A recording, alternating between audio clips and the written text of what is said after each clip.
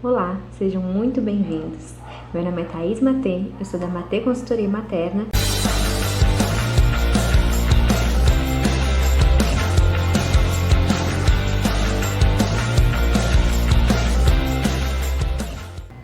Oi, gente, tudo bem?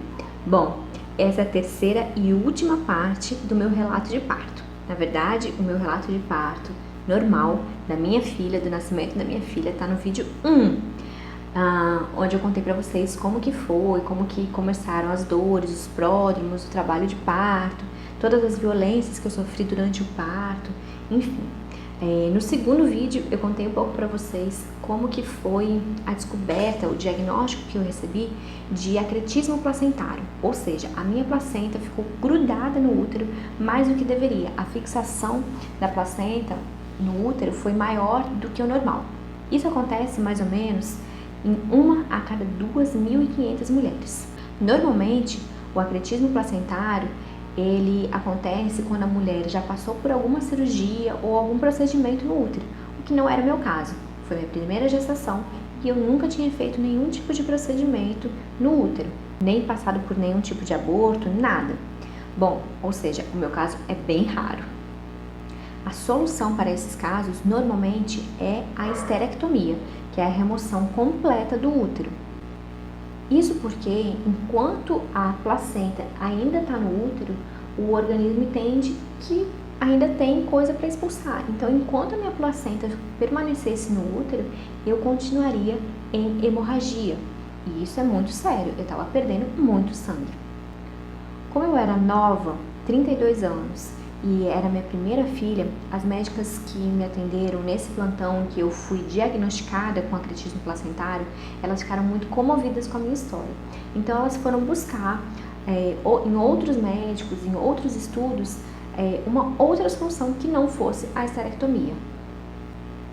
Então, só recapitulando, a minha filha nasceu numa quarta-feira de parto normal.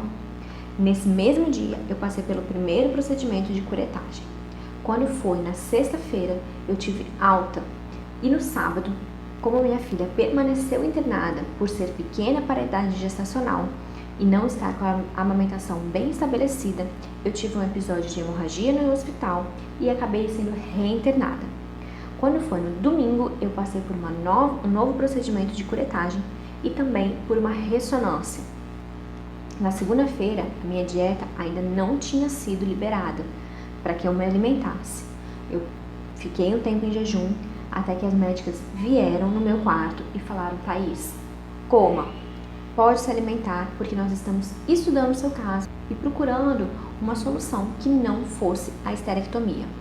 No fim desse mesmo dia, ainda na segunda-feira, elas vieram até meu quarto e falaram: Thaís, não vai ter jeito. Vamos ter que fazer a esterectomia, vamos ter que retirar o seu útero totalmente. Nesse momento, a ficha para mim e para o meu esposo realmente caiu e a gente chorou muito. A gente chorou por um luto que a gente estava vivendo, dos planos que a gente tinha construído. A gente sempre quis ter 3 filhos. Então, a minha filha, que tinha acabado de nascer, que tinha menos de uma semana de vida, que estava lutando para ganhar peso e para se alimentar bem e estabelecer uma boa alimentação, poderia ser a única. Depois de ter passado por um luto, por aquele choro, aquele sofrimento que era necessário naquele momento, nós entregamos a Deus a situação. Eu entrei em contato com a minha igreja, com a comunidade que eu faço parte, e ali foi levantado um clamor pela minha vida e por tudo que estava acontecendo. E eu senti uma paz no coração e eu realmente entendi que Deus estava no controle da situação. E que se essa fosse a vontade dele, assim seria. Então agendaram o procedimento de esterectomia para terça-feira às 15 horas, ou seja, 6 dias após o nascimento da minha filha. Como eu já tinha dado um pouco de trabalho com anestesia, eu fiquei com muito medo pela minha vida. Na verdade, a minha oração era que eu permanecesse viva para poder ver a minha filha crescendo e tudo mais. Se tivesse que tirar o útero, aquilo ali já não era mais tão importante para mim. Então eu saí do quarto fazendo inúmeras recomendações, caso eu não voltasse. Foi um momento bem difícil, tanto para mim quanto para minha mãe e para o meu marido. E enquanto eu orava para permanecer viva, meu esposo depois compartilhou comigo que a oração dele era: Deus, ainda dá tempo de um milagre. Quando eu cheguei na sala de cirurgia, enquanto o anestesista me avaliava, porque eu já tinha sido picada e tinha furos e tinham tirado sangue de tudo quanto é lado e tinha recebido transfusão de sangue, enfim, as minhas veias estavam bem danificadas. Então, enquanto o anestesista me avaliava, o médico me fez um questionamento que eu não esperava. Ele falou: Thaís, você quer que a gente faça uma última tentativa de salvar o seu útero? Eu já estava bem cansada naquele momento e eu sabia que se ele estava me perguntando isso é porque existia algum tipo de risco, algum tipo de sequela. Ele não perguntaria isso se fosse algo fácil de ser feito. E naquele momento eu estava tão cansada de tantos procedimentos, de tantas intercorrências, que eu falei: eu não sei. O que o Senhor decidir, para mim, tá bom. Só que não era uma resposta satisfatória para ele. Ele realmente precisava da minha decisão. Então ele falou: tá bom, eu vou conversar com seu marido. E aí vocês imaginem a surpresa da minha mãe e do meu marido ao receber o médico todo paramentado para a cirurgia 1h30 depois que eu tinha sido levada. Porque sim, o anestesista ficou todo esse tempo para encontrar uma veia decente para aplicar a anestesia. Bom, passado o susto, o médico fez o mesmo questionamento para o meu marido e o meu marido falou: sim, por favor, tente salvar o útero dela, mas de forma com que isso não comprometa, não traga nenhuma sequelas, não coloque a vida dela em risco. Ok, o médico falou: então vamos tentar, mas não tem garantia de nada.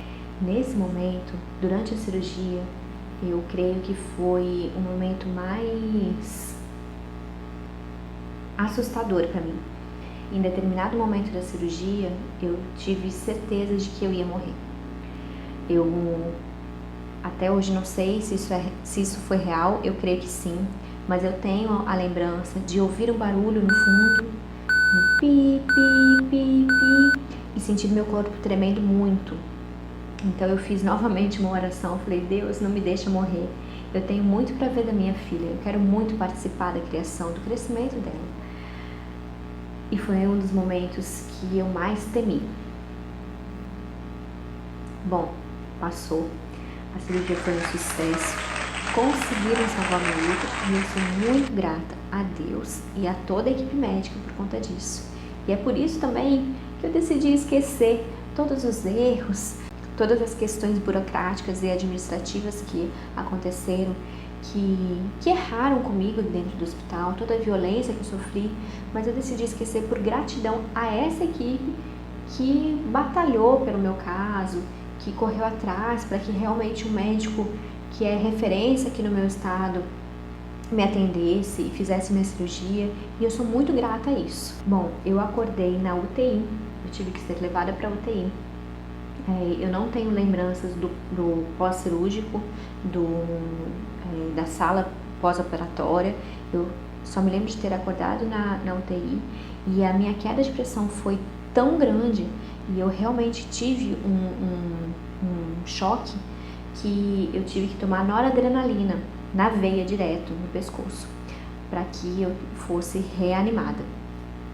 Nessa madrugada na UTI foi bem difícil, eu tive algumas intercorrências, tive dificuldade de respirar, depois a minha pressão ainda estava muito oscilante, então tive alguns picos também de pressão alta, muita dor de cabeça. Bom, foi uma madrugada difícil, mas eu acordei bem. No dia seguinte, eu não dormi bem, mas tudo que eu queria era ir pro quarto, tudo que eu queria era sair de lá. E eu estava tão bem que eles me permitiram ficar com meu celular, que não é permitido na UTI, mas me deram essa permissão para que eu pudesse ver a minha filha, falar com meu esposo, ver como que estavam as coisas, saber notícias dela. Tudo que eu queria era voltar pro quarto e abraçá-la, cheirar e ficar com ela, né? Então eu tive que ficar na quarta-feira toda, ainda na UTI, e na quinta-feira pela manhã me liberaram para que eu pudesse finalmente sair dali e voltar pro quarto para ficar com a minha bebê. A partir dali, novos desafios vieram, né? A maternidade chegou para valer e ainda cheia de fios, eu fiquei no total 14 dias internada, da data que eu dei a entrada no hospital até o dia da nossa alta, porque eu tive que completar o ciclo dos remédios que eu estava tomando, que eram remédios venosos, e depois disso fiz novos exames, fiz hemogramas, fiz ultrassonografias e estava tudo certo, realmente tinham conseguido salvar meu útero. E agora vamos ver, né, quando chegar a hora de ter o segundo bebê, se realmente tá tudo direitinho, se fizeram tudo direitinho e eu vou conseguir engravidar, Deus queira que sim. E aí começam outros desafios com a maternidade, mas isso daí vai ficar para um próximo vídeo que eu venho compartilhar com vocês como que foram os primeiros meses, o que eu fiz, o que eu não fiz em relação a cólicas, a choros, a amamentação, todos essas intercorrências, né, 14 dias no hospital prejudicaram um pouco a minha amamentação, mas aí depois eu venho compartilhar um novo vídeo com vocês sobre todas essas questões. Espero que vocês tenham gostado até aqui, né, desse relato. Quero deixar um aviso para as gestantes. O que aconteceu comigo foi algo realmente muito raro. Não é porque aconteça comigo que vai acontecer com vocês. Na verdade, assim, a probabilidade é mínima que isso aconteça. Mas, independente de qualquer coisa, eu desejo que vocês tenham uma equipe muito bem preparada, muito bem informada, muito bem atualizada e muito bem humanizada para atender vocês. E é isso. Se inscrevam no canal, curtam esse vídeo, deixem aí os comentários de vocês e até a próxima. Tchau, tchau.